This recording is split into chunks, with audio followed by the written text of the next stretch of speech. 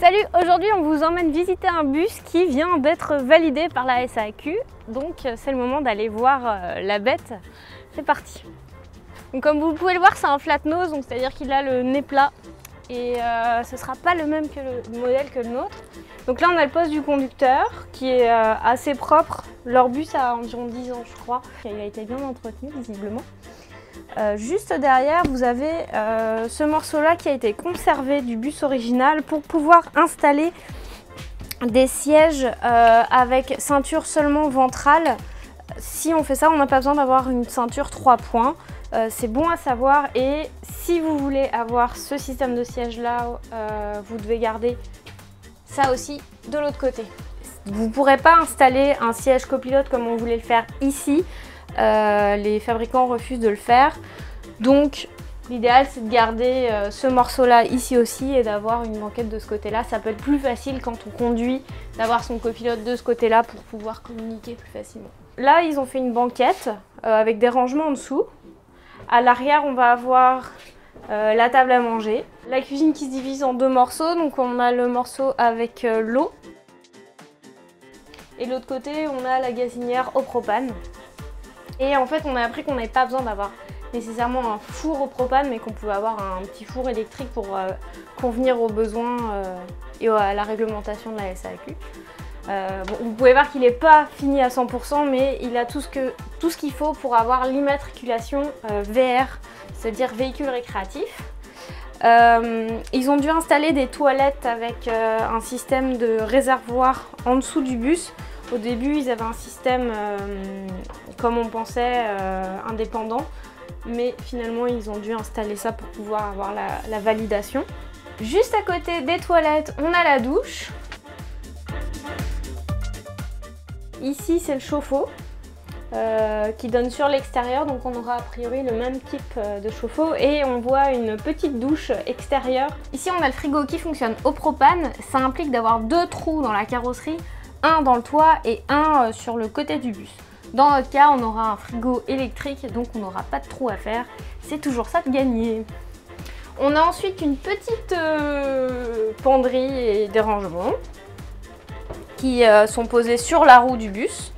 Et à l'arrière, vous avez la chambre avec un grand lit. Et en fait, le lit se soulève pour pouvoir mettre la... Oh, c'est lourd. Pour pouvoir mettre le réservoir d'eau claire. Ici, on a les batteries qui sont installées à côté du lit, et en fait, elles ont une sortie d'air pour dégager les vapeurs d'acide quand le moteur des batteries s'allume. Et en fait, elles sont connectées au moteur du bus pour pouvoir se recharger en même temps qu'il roule. Et si jamais le bus a un problème avec sa batterie à l'avant, il peut aussi prendre dans celle-là pour faire le démarreur. Si je m'explique bien. Voilà, donc on va faire un petit tour à l'extérieur et pour vous montrer les différentes sorties. Mumu a fait un petit tour sous le bus pour regarder les réservoirs et puis c'est parti. Ces deux morceaux-là, c'est les sorties du frigo. Ils ont dû couper la bande noire ici et la carrosserie pour pouvoir insérer ça. Ici, c'est la sortie d'aération des batteries pour les vapeurs d'acide. Et on a la porte vers la chambre. C'est sympa pour se réveiller le matin. Ici, on a la prise électrique. Pour l'instant, ils n'ont pas de solaire, ça va venir, mais ça, c'est pour pouvoir se brancher dans les campings pour faire fonctionner les prises électriques à l'intérieur. Ici, on a l'eau. Donc, c'est l'entrée d'eau, soit pour remplir le réservoir, soit prise d'eau directe. S'ils ne veulent pas utiliser leur pompe, ils peuvent utiliser le système d'eau du camping pour se doucher en direct.